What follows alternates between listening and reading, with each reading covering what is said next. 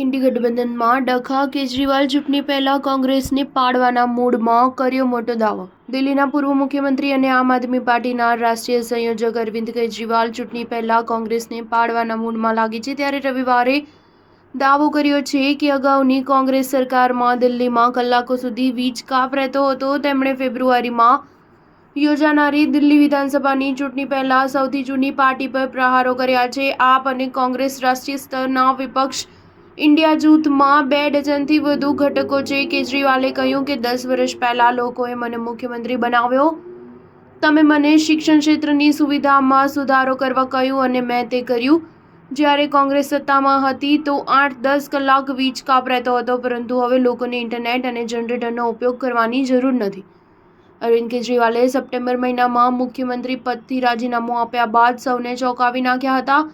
આના થોડા દિવસો પહેલા સુપ્રીમ કોર્ટે તેમને દારૂ નીતિ કૌભાંડ કેસમાં જામીન આપ્યા હતા, પરંતુ તેમણે સત્તાવાર ફરજો નિભાવતા અટકાવ્યા હતા।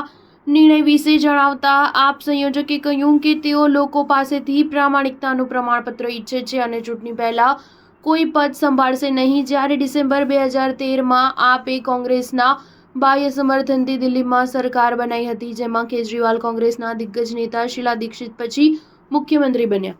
ત્યારબાદ આપે પંજાબમાં કોંગ્રેસને સત્તામાંથી બહાર કરી અને અન્ય રાજ્યોમાં પણ પગ માંડ્યો હતો।